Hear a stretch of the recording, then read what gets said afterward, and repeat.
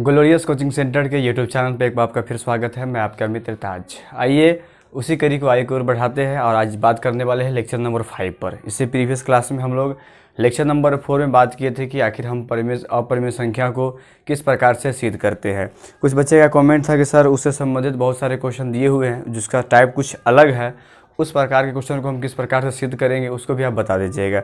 तो हम एक क्वेश्चन एनसीईआरटी बुक से ही लेते हैं जिसमें क्वेश्चन दिया हुआ है 7√3। क्या दिया हुआ है?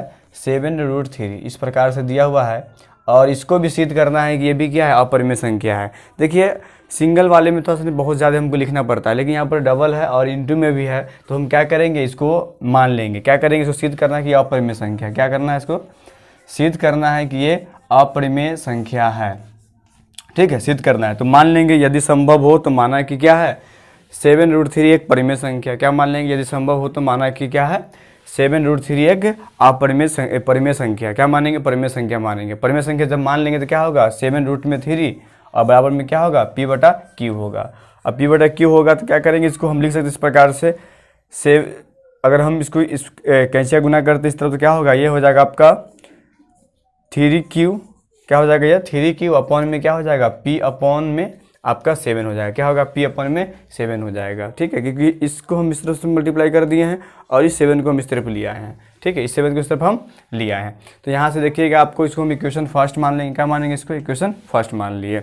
अब अगर हम परिमेय संख्या माने हैं तो ये भी हमारा पूर्णांक होना चाहिए और ये भी हमारा पूर्णांक होना चाहिए, क्योंकि P और Q क्या है, दोनों अभाज्य है। इसकी चर्चा हम इससे प्रीवियस क्लास में कर चुके हैं। तो यहाँ पर ये भी हमारा पूर्णांक होना चाहिए और ये भी हमारा पूर्णांक होना चाहिए और ये भी हमारा परिमेय होना चाहिए और ये भी हमारा क्या होना चाहिए, परिमेय संख्या ही होना चाहिए। लेकिन अगर हम तथ्य की बात करेंगे तो आप जानते हैं कि √3 एक अपरिमेय संख्या। हमने जो माना है उसके एतबार से √3 हमारा परिमेय संख्या होगी। क्या होगी, परिमेय संख्या होगी। लेकिन हम जानते हैं कि √3 क्या एक अपरिमेय संख्या है, तो ये कॉम्बिनेशन हमारा नहीं बैठ पाएगा। इसलिए हम क्या कहेंगे यहाँ पर कि ये क्या 7√3 क्या एक अपरिमेय संख्या है। इस प्रकार से आप मानेंगे और जो वर्ड जो हम बोल रहे हैं उस वर्ड्स को आप लिखेंगे और सेम इसी प्रकार से अंत में आएंगे और लिख देंगे। अतः हमारा मानना क्या है, गलत है। 7√3 क्या है, अपरिमेय संख्या है। इस प्रकार से बहुत सारे क्वेश्चन मिलेंगे, आप सरल भाषाओं में लिख के उसको समझा सकते हैं। तो आगे हम बढ़ेंगे और आगे जो हमारा क्वेश्चन जो जिस टाइप को हम स्टार्ट करने वाले हैं उस टाइप के क्वेश्चन को हम बखूबी पढ़ेंगे। तो आज का मेरा जो टाइप रहेगा वो शांत और अशांत है। जैसा कि आपने थंबनेल पर भी देखा होगा कि जो मेरा आज का टॉपिक है वो हम बात करेंगे शांत और अशांत। देखिए शांत कहने का मतलब टर्मिनल और नॉन टर्मिनल की बात करने जा रहे हैं। देखिए आप लोग परिमेय संख्या के बारे में बखूबी जानते हैं और परिमेय संख्या ही में ही 2 पार्ट्स होते हैं। परिमेय संख्या में क्या होते हैं, 2 पार्ट्स होते हैं। कुछ परिमेय संख्या इस प्रकार होते हैं कि वो शांत होते हैं, टर्मिनल होते हैं। कुछ जो परिमेय संख्या होती है वो अशांत होते हैं, यानी नॉन टर्मिनल होते हैं। तो उसके बारे में बात कर रहे हैं। देखिए परिमेय संख्या के बारे में कल भी हम जान चुके थे कि P/Q के फॉर्म में लिखते हैं। ये चीज़ हम भी कल पढ़े थे। ठीक है, P/Q के फॉर्म में लिखते हैं। अब P/Q के फॉर्म में लिख दिए। अगर सपोज मानिए अगर हमने आपको लिख दिया 4/3। क्या लिख दिया हमने, 4/3 लिख दिया। आपको हम कहेंगे या शांत है या अशांत है, तब क्या करेंगे, डायरेक्टली आप भाग देना शुरू कर देंगे, क्योंकि डेफिनेटली वही करेंगे। क्या करेंगे आप, डायरेक्टली आप भाग देना शुरू करेंगे। क्या करेंगे, 4 को आप 3 से भाग करेंगे। इस प्रकार से 1 टाइम्स लगाएंगे 3 होगा, फिर 1 लिखेंगे, यहाँ पर क्या लिखेंगे 1 लिखेंगे। फिर आप क्या करेंगे, पॉइंट यहाँ पर देंगे 0 होगा, फिर 3 9 लिखेंगे, फिर यहाँ पर 1 होगा, फिर 0, फिर 3 क्या लिखेंगे यहाँ पर, फिर 3 लिखेंगे, फिर 3 9। यानी इस प्रकार से आप लगातार आगे की ओर बढ़ते चले जाएंगे। क्या करेंगे, इस प्रकार से आप बढ़ते जाएंगे और देखेंगे कि आप पूरा कट रहा है तो आप बोलेंगे ये शांत है, टर्मिनल है। अगर पूरा नहीं कट रहा था क्या बोलेंगे, अशांत है, नॉन टर्मिनल है। तो हम इस वीडियो के माध्यम से बिना भाग दिए हुए जानना चाहेंगे कि आखिर दिया गया जो परिमेय संख्या जो रेशनल नंबर है वो शांत है या अशांत है। तो आइए अब क्वेश्चन पर बात करेंगे। क्वेश्चन जो हमारे एनसीईआरटी बुक में है वो प्रश्नावली 1.4। जो दोस्तों आप एनसीईआरटी बुक को फॉलो करेंगे तो एनसीईआरटी बुक में आप प्रश्नावली 1.4 में जब देखेंगे तो 1.4 में आपको क्वेश्चन मिलेंगे जिसमें आपको बिना भाग दिए हुए, एक्सरसाइज की बात करें तो 1.4 कितना में 1.4 में आप वास्तविक संख्या के बारे में बात कर रहे हैं। उसमें आप देखेंगे कि आपको परिमेय संख्या दिया हुआ है और कहा गया है कि बिना भाग दिए हुए आप उसको बताना है कि वो परिमेय संख्या शांत है या अशांत है। देखिए सबसे पहले कुछ हम आपको नोट्स में लिखा है, उसको आप नोट कीजिएगा। आखिर हम किस प्रकार से उसको समझ पाएंगे कि वो शांत है या अशांत है। देखिए सबसे पहले पी बटा क्यू के फॉर्म में आपको दिया रहेगा, क्योंकि परिमेय संख्या का जो मूल आधार होता है वो पी बटा क्यू ही होता है। पी बटा क्यू करने का मतलब नोमिनेटर बटे डोमिनेटर होता है, और क्यू बराबर जीरो नहीं होगा, डज नॉट इक्वल जीरो होगा। ये भी चीज़ से हम पूर्णतः अवगत हो चुके थे। अब यहाँ पर ध्यान दीजिएगा, सबसे पहले हम क्या करेंगे कि आपको ट्रिक लिखवा रहे हैं कि आप Q को, यानी Q करने का मतलब डोमिनेटर का आप क्या करेंगे, गुणनखंड करेंगे, यानी फैक्टर करेंगे। क्या करेंगे, इसको प्राइम फैक्टर करेंगे। क्या करेंगे, इसको प्राइम फैक्टर करेंगे। क्या करेंगे, प्राइम फैक्टर करने का मतलब हुआ कि आप इसको अभाज्य गुणनखंड में बदलेंगे। अभाज्य गुणनखंड में बदलेंगे। अभाज्य गुणनखंड में बदलेंगे। किसको आप बदलेंगे, आप नीचे वाले को, यानी कहने का मतलब हर यानी डोमिनेटर को आप बदलेंगे किसमें, अभाज्य गुणनखंड के रूप में बदलेंगे। अगर आप अभाज्य गुणनखंड के रूप में इसको व्यक्त कर देते हैं, अगर वो फॉर्म आपका इस प्रकार से आता है, p/2 पर अगर n आ गया और उसके बाद में 5 पर m, क्या लिखे हम, nm, यानी कहने का मतलब हुआ आप q को प्राइम फैक्टर के रूप में चेंज करेंगे। अगर वो फॉर्म आपका जो है वो 2 पर n और 5 पर m, यानी कहने का मतलब यहाँ पर n और m जो है ना, यहाँ पर कुछ भी हो सकता है। कहने का मतलब आप यहाँ पर होल नंबर 0, 1, 2 प्राकृतिक संख्या, ये सब इसके अंदर क्या हो गया, 2, 3, 4, ये अनंत तक हो सकते हैं, कुछ भी संख्या आ सकता है। अगर 2 और 5 के रूप में आया तो हम उसको कहेंगे कि क्या है, ये शांत है, यानी क्या है, टर्मिनेटिंग है। क्या बोलेंगे, इसको शांत बोलेंगे। क्या बोलेंगे, इसको शांत है, यानी इसको टर्मिनेटिंग बोलेंगे। ठीक है, क्लियर है ये। क्या करेंगे, सबसे पहले हम जो भी हमको परिमेय संख्या दिया रहेगा उसके हम हर को यानी डोमिनेटर को प्राइम फैक्टर के रूप में बदलेंगे। अगर वो फैक्टर हमारा 2 और 5 के रूप में व्यक्त हो गया तो उसको हम कहेंगे कि ये शांत है, या उसको क्या कहेंगे, हम टर्मिनेटिंग कहेंगे। ठीक है, अगर ये 2 और 5 के, अगर ये 2 पर n और 5 पर m, अगर इसके अलावा और किसी भी प्राइम संख्या अगर आ जाता है तो हम उसको कहेंगे क्या है, ये अशांत है, यानी नॉन टर्मिनेटिंग है। क्या कहेंगे इसको, ये नॉन टर्मिनेटिंग है। तो ऊपर ध्यान दीजिएगा, बहुत सारे क्वेश्चन आपको मिलेंगे जो आपको 2 और 5 के अलावा और दूसरी संख्या में अगर प्राइम नंबर आ गया तो हमको बिला झिझक कहेंगे कि दिया गया जो हमको परिमेय संख्या है वो परिमेय संख्या हमारा क्या है, अशांत है। क्या है हमारा परिमेय संख्या, अशांत है। यानी कहने का मतलब इस दोनों को छोड़ के अगर आ गया तो हम कहेंगे अशांत। अगर सपोज मानिए अगर पी क्यू को हम अगर गुणनखंड के रूप में व्यक्त करते हैं, किसे बदलते हैं, गुणनखंड के रूप में व्यक्त करते हैं, और वो हमारा अगर इस प्रकार से अगर आ जाता है,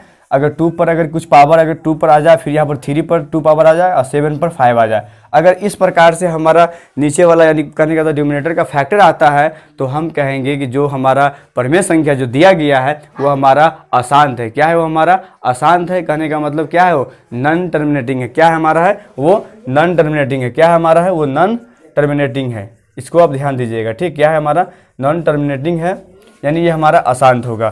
तो इससे हम क्या कर सकते हैं कि हमको भाग देने का जो बड़ा सा जो लफड़ा बन क्रिएटेड होगा उससे हम क्या हो सकते हैं, बच सकते हैं। तो आइए क्वेश्चन लेते हैं एनसीईआरटी बुक से ही, और उसको हम लोग जांच करते हैं कि आखिर दिया गया परिमेय संख्या वो शांत है या अशांत है।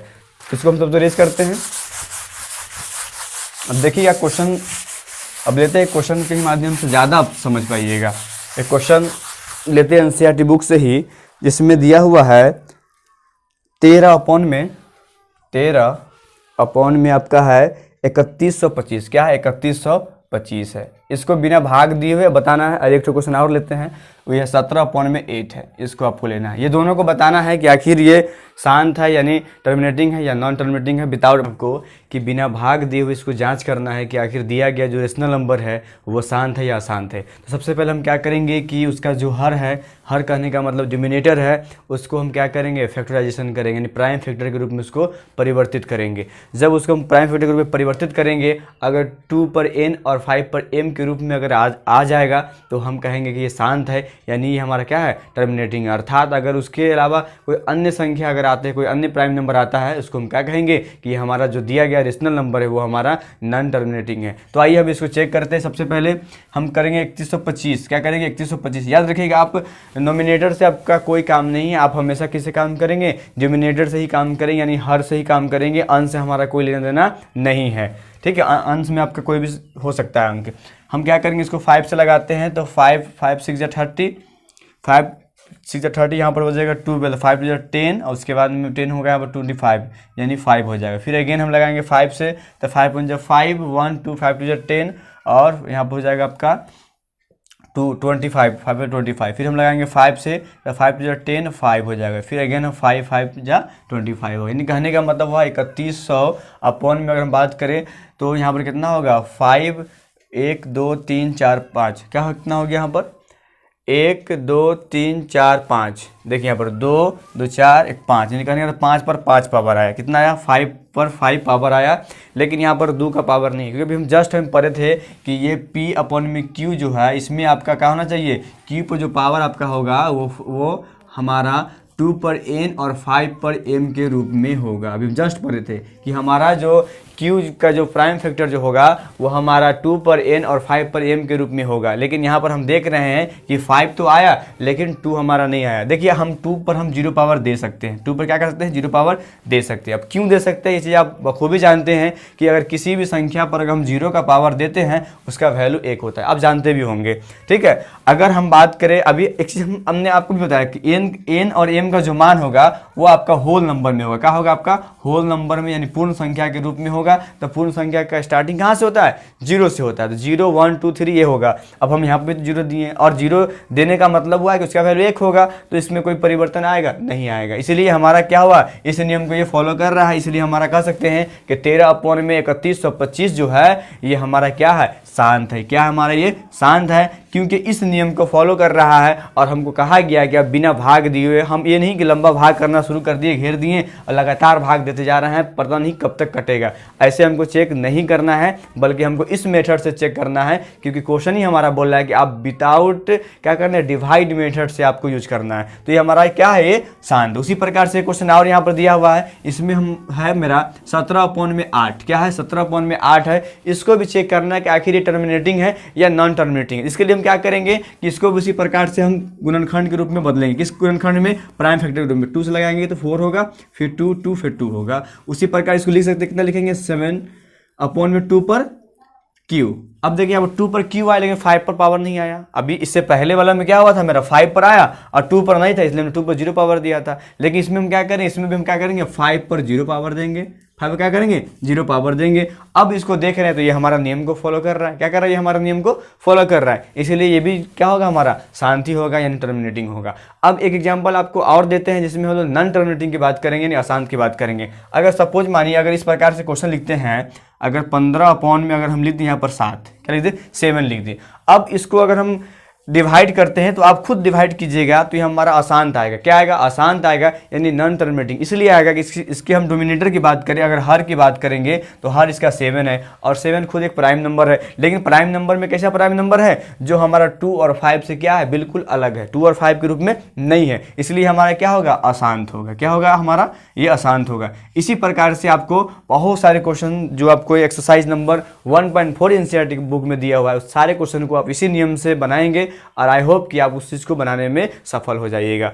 ये हमारा अंतिम वीडियो था इस चैप्टर का। खासतौर पर हम लोग अभी रियल नंबर वास्तविक संख्या में पढ़ रहे थे। नेक्स्ट वीडियो जो हम बात करेंगे वहाँ से हम एक नया चैप्टर यानी पोलिनोमियल्स यानी बहुपद को स्टार्ट करने वाले हैं। तब तक इतना ही, मुझे दीजिए।